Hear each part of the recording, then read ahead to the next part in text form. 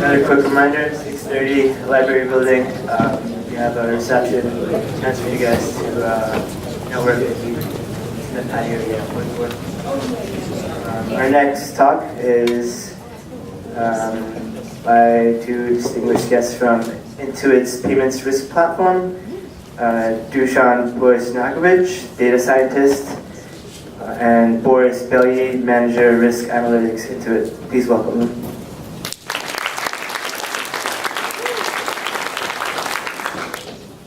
Thank you.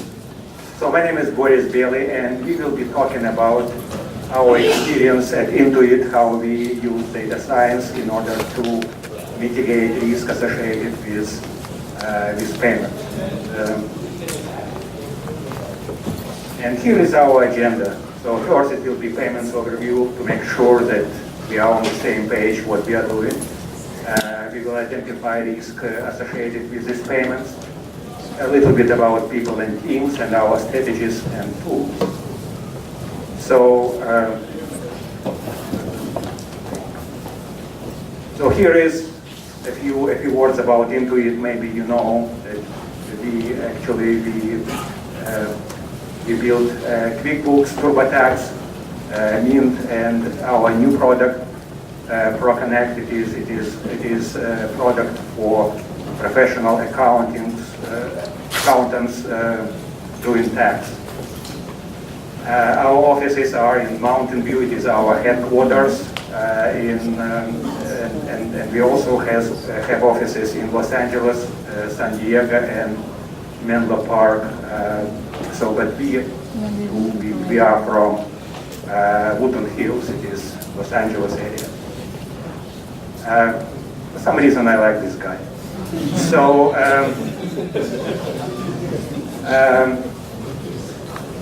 we are helping small businesses, and our help is to move money for them. So if they want to accept credit card or check transactions, we can help them with this. And it could be different kind of ways they can submit their payments. It could be via some interface or from card reader, and so it's very convenient, and this is what they can do. And I don't want to spend time on this too much. And here will be Dusan talking about risk associated with this kind of thing. Okay. Yeah, we're going to do it back and forth, hopefully keep it more interesting. So where the risk lies in our products is where there's a chargeback. That's an industry term, but you've all dealt with it kind of, hopefully not too much, as consumers. If you have a product that you purchased and you're unhappy with it, or you didn't actually commit the transaction yourself, you will contact your bank. And in where we lie, as Intuit, we're kind of in the middle there, and we will then contact the merchant and try to represent them in a dispute for that charge. In the best case scenario for us as Intuit, the merchant wins the dispute and nothing happens. Sometimes the merchant doesn't win the dispute and they have to pay, and they pay. And that's still okay. That happens a lot. Intuit's not on our money. What happens also is that they don't pay. They can't pay because they're financially not stable, or because they're actually a fraudulent account open with a stolen identity, perhaps.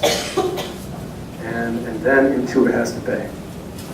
And potential losses for fraudulent charges are immense, and so this is a big responsibility that we have to take. So then our focus turns to the merchant, with these accounts that are open.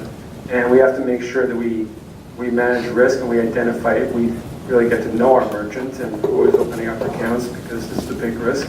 And we do it by underwriting. We auto decision a huge portion of our applications, and we decline the most risky.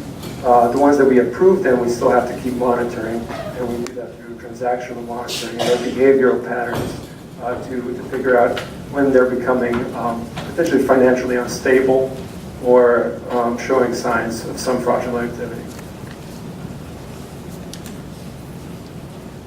So now I will be talking about challenges which we meet when we try to identify risk. So one, it is, and you all know, that whenever you create a model, the model can identify, say, in this case, fraudulent merchants with high accuracy only for a fairly small portion of all bad merchants. And the challenge is that we don't want to disturb good merchants, and this is really difficult to do something which is very accurately identifies significant part of bad merchants. Potential exposure, we have very different kind of merchants. Our target is small businesses, but nevertheless we have some companies which process a lot of money, and this chart just shows that even though the number of merchants who process significant amount is not very high, but exposure associated with this is very significant.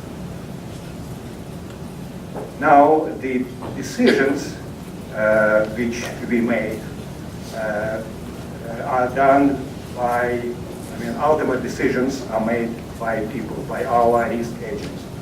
So our systems identify risky merchants, and our risk agents make a decision. So they contact merchants, they may be asking them for additional financial documentation, they ask for specific transactions, and they make their decision.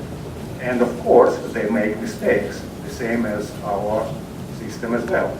And this is another challenge because we want to create cases for our risk agents in such a way that they would accurately, that they would make right decisions. And here you can see that decisions which were made for small batches, for small amounts, were about 50% accurate, but when it went to big amounts, it was about 95% accurate. So this is another challenge, how to create cases and how to show information to our risk agents to allow them to make accurate decisions. Another it is bandwidth of our risk agents. So we need to arrange our cases in such a way that first they will work the most important cases, and this is also kind of important to mitigate the risk and to reduce our exposure. And the last thing, it is time. So our merchants, they live with us over time. It's not like we make a decision only once to accept them.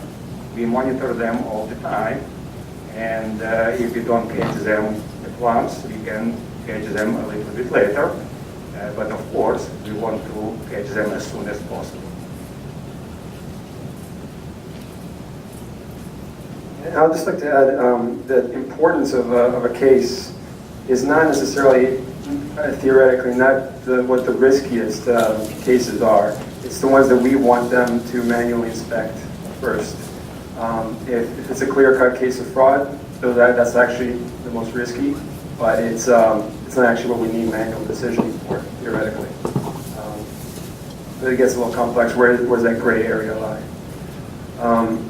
So when I go to these conferences, I often actually wonder about how teams and people are organized, what kind of roles they have. And so I put this slide together just to kind of give you a glimpse of how we're organized.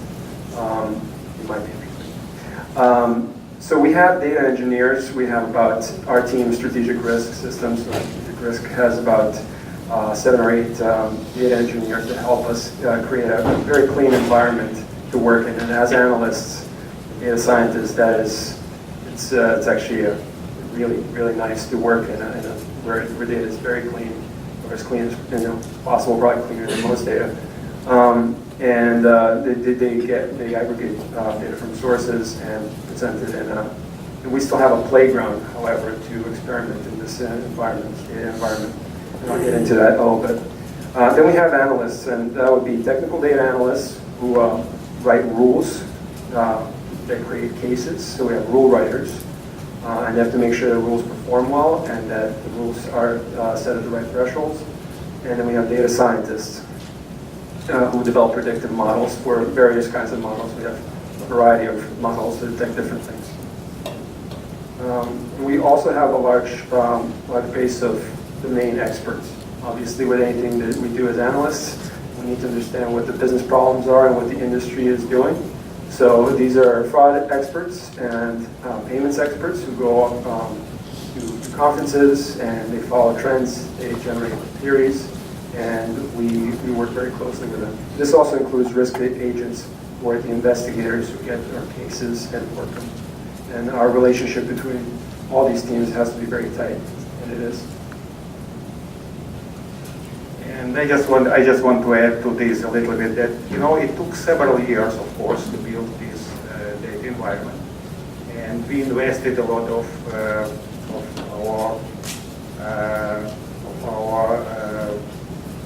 everything,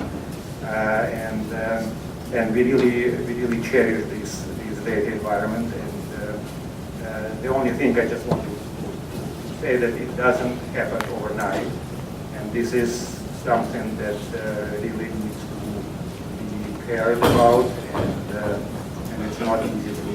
So now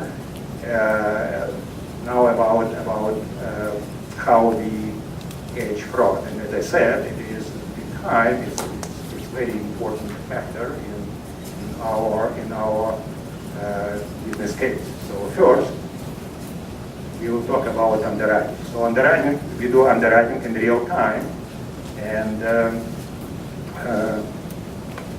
And we use third-party data, like from Experian, from ID Analytics, from iOvation, which is information about credit. It is credit report from Experian. It is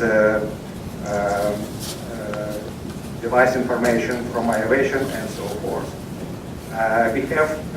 We use fairly simple model, which is a simple scoring model, and we use business rules engine to identify risky merchants, and our response is in real time, as I mentioned, and the response, of course, is either we approve, decline, or ban transaction.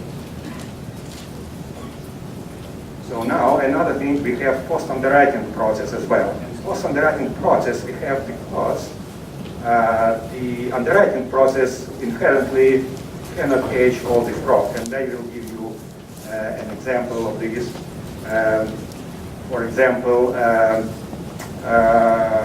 velocity rule. If somebody submitted several applications from the same device, say 10 applications from the same device. Of course, we would probably at least spend, or maybe we will start planning these applications.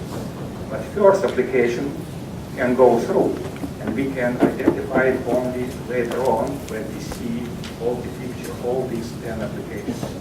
So this is one of the examples why we need this post-underwriting process. Also, during post-underwriting process, we can take our time and we can use more complex models, and we can use also, and we use here, you can see link analysis as well. And unfortunately, it takes time, and this service is not right now available in our real-time underwriting system. And we use more information. Our system has access to more information that is available in our real-time underwriting system. And this, so post-underwriting is basically about applications which were submitted within a few days. They were either pending, approved, or approved, and we look at them within first few days. Next, it is trend analysis. So this is, and Dusan will talk about this a little bit more.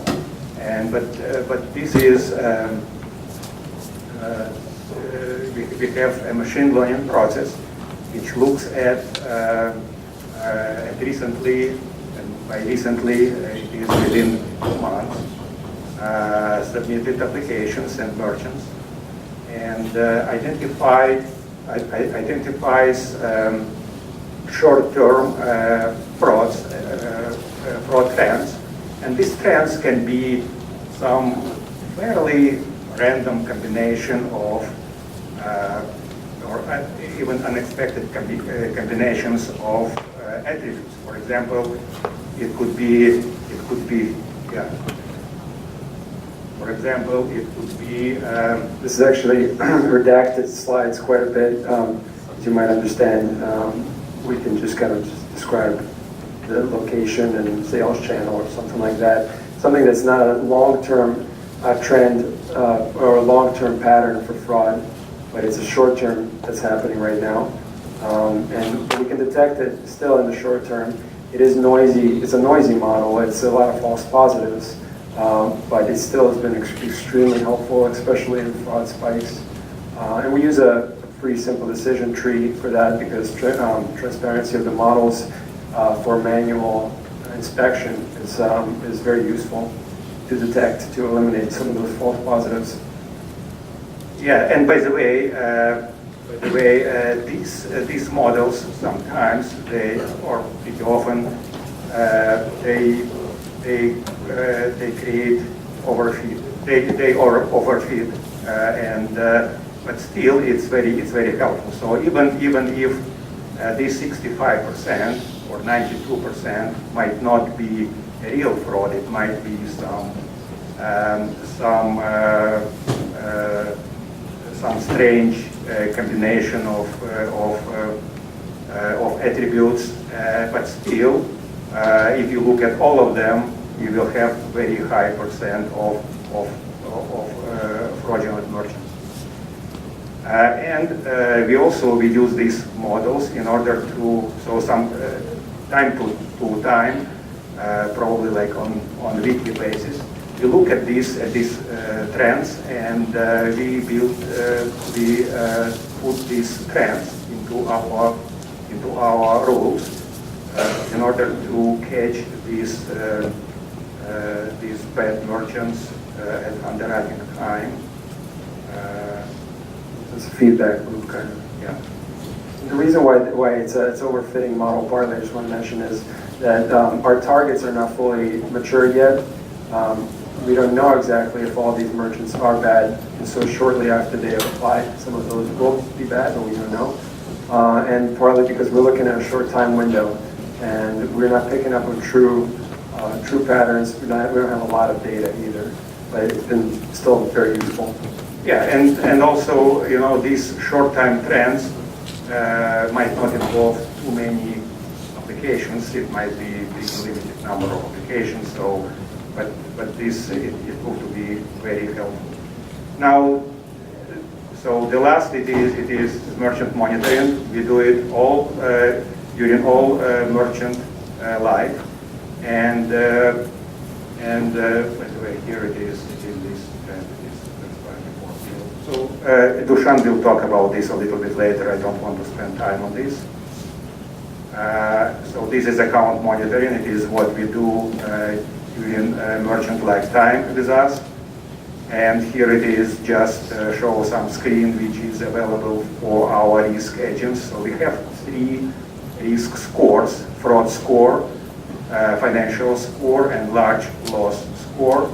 And as you can see here, our risk investigator can see basic information about merchant. It can see these scores, and it can see also information about other merchants which are linked to these merchants by several attributes. Also, we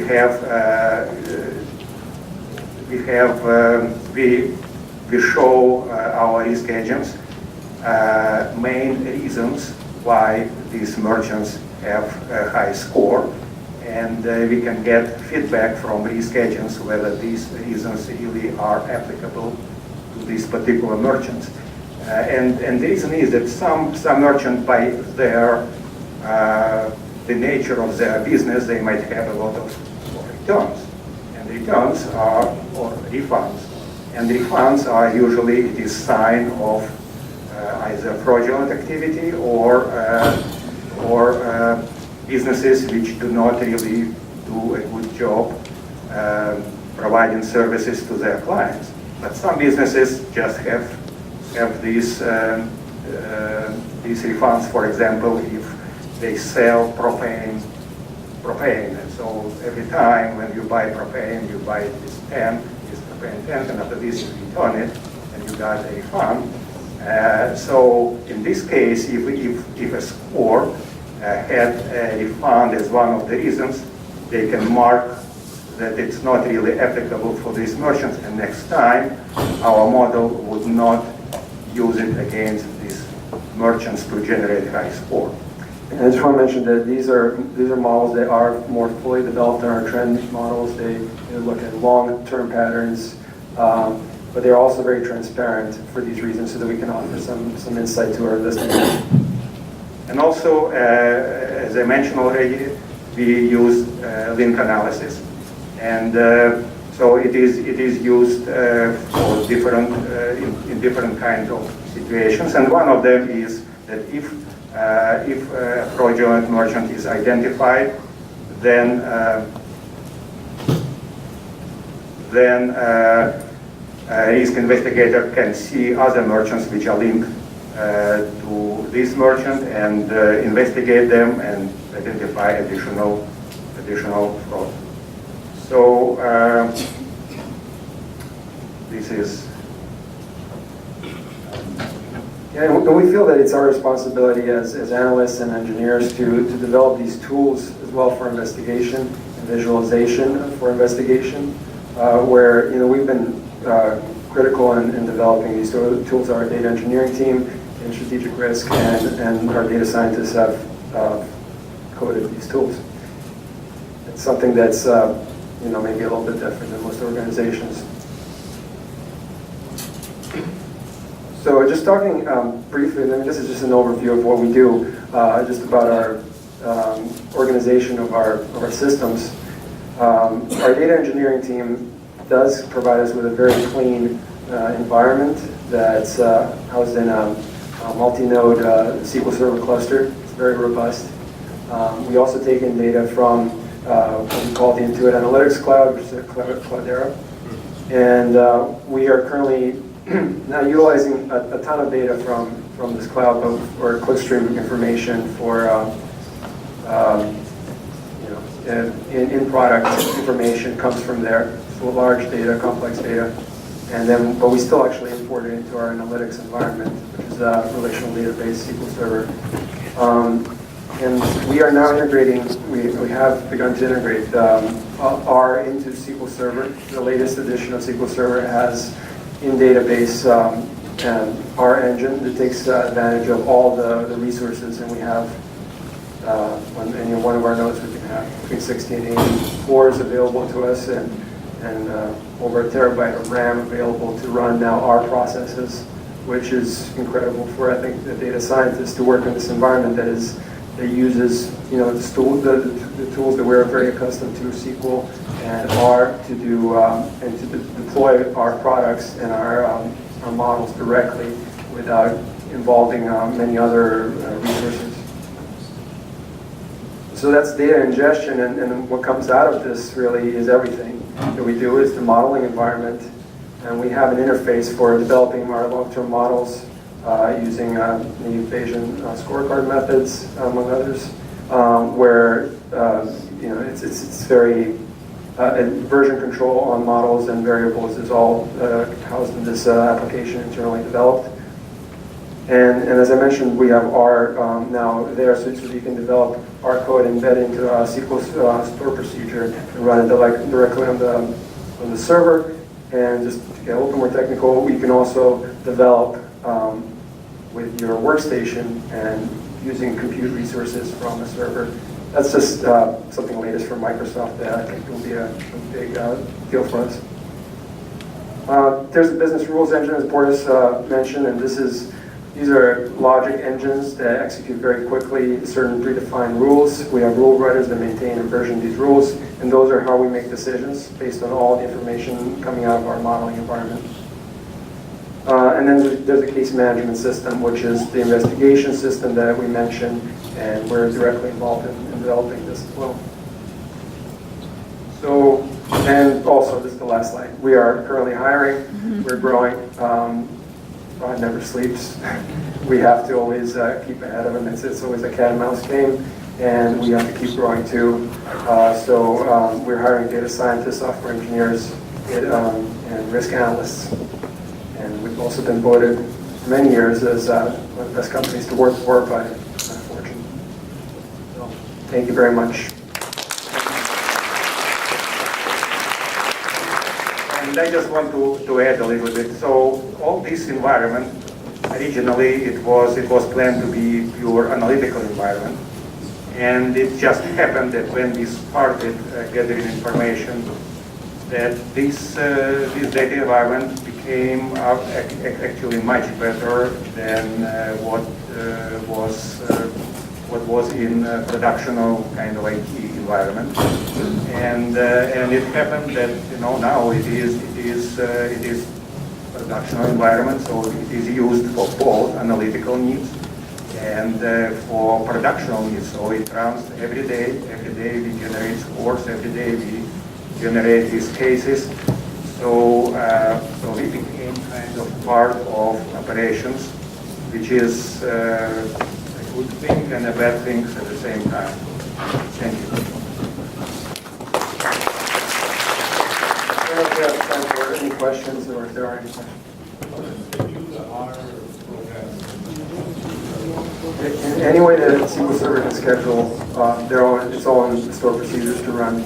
So you can embed R as a separate file and called by a store procedure, or in the store procedure and execute it as a job, or an SSIS package, and run it that way. So anything that SQL Server can do.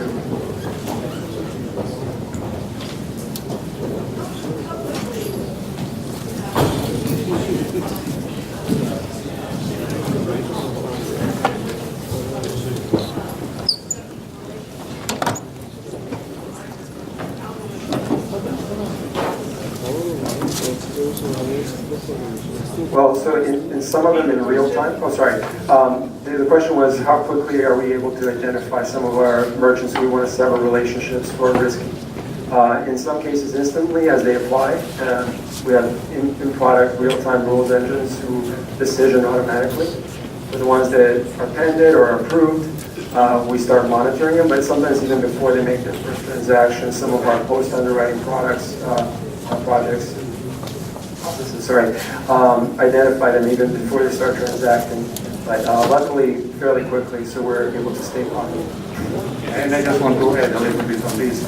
So it's for us, accounts or our merchants became kind of a liability when they start processing. So if they don't process, it doesn't really matter whether they are part of our customer base. But as Dusan said, that pretty often we identify fraud before, even for approved accounts, before they start processing. And recently we had some fraud spike, and 85% of fraudulent merchants were identified before they started their activity.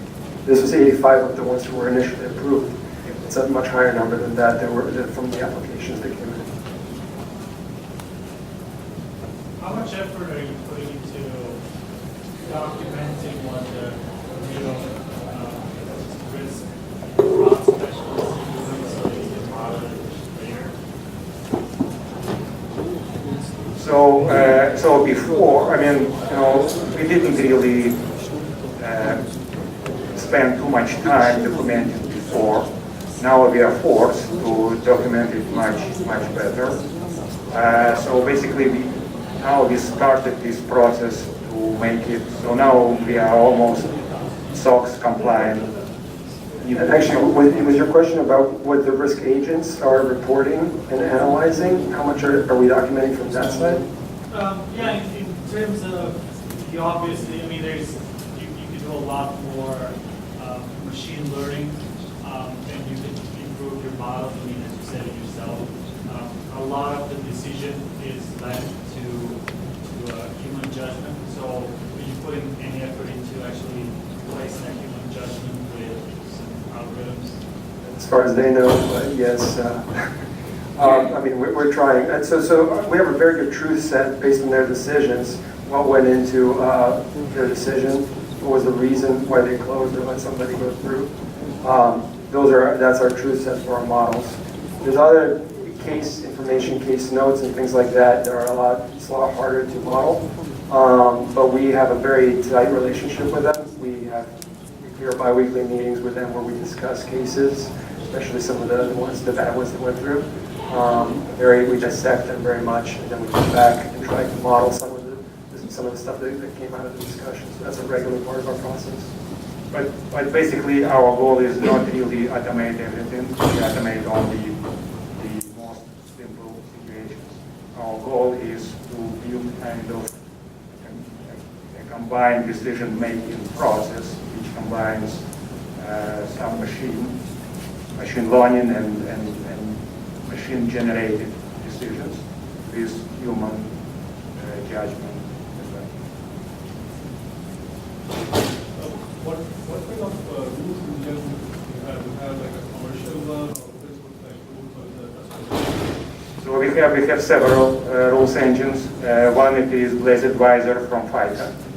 Another it is built by ourselves, by us. It is in SQL Server. It is SSIS based process.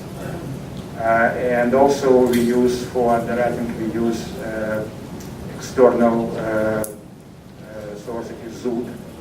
It is in.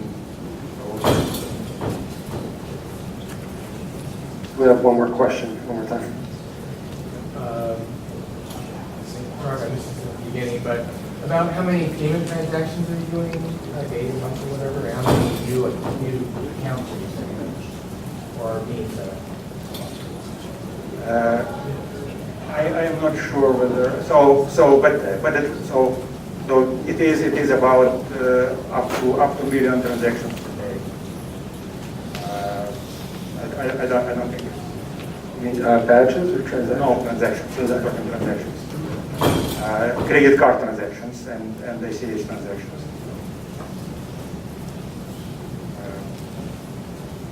Okay, well, thank you very much.